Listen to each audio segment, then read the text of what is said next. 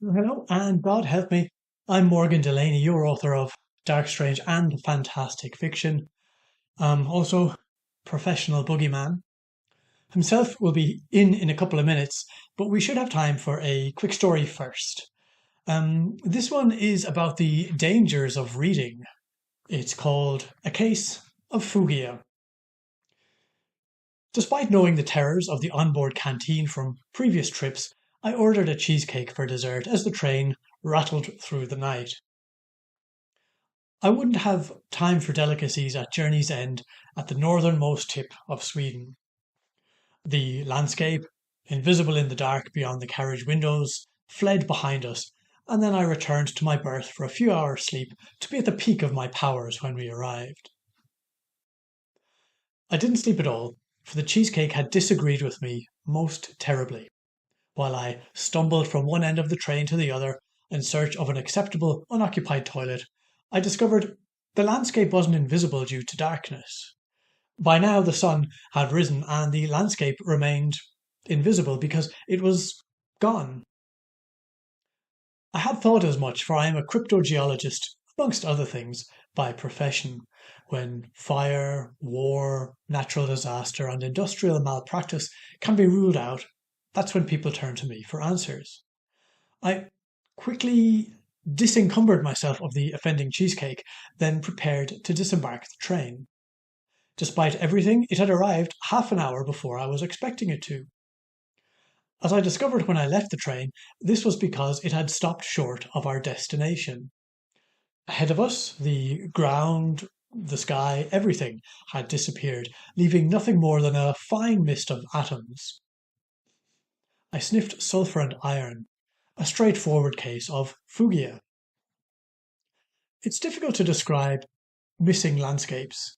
I've been studying the phenomenon for years, and still the best I can do is to say it's a little bit like staring into the Grand Canyon on a foggy morning when you're not quite sure how close to the edge you are, and a little like looking at a familiar bookshelf from which a book has been stolen but you can't remember which one.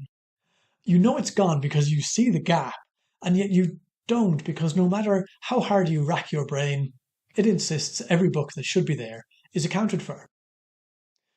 Anyway, other than my driver who stood beside a car with a piece of white cardboard adorned with my name, Greenod, how do you do, there was nothing and nobody else to be seen. Ah, yes, Fugia. Okay, quite simply, Fugia is when the wrong person opens the wrong book. Somewhere close by, a person with a powerful imagination had opened an old book which had grown hungry, the author not having done his job and fleshed the thing out properly. While reading some barely adequate description in the book, the reader's mind had automatically inserted some familiar landscape into the gaping hole left in the book's heart, and the book had greedily accepted it.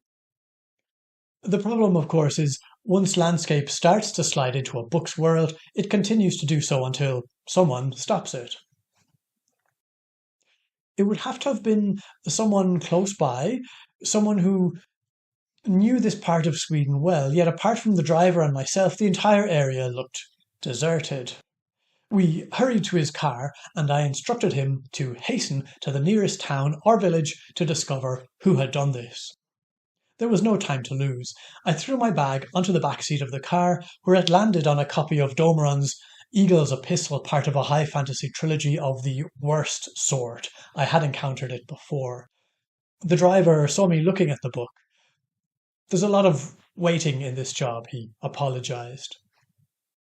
Have you read it before? I asked.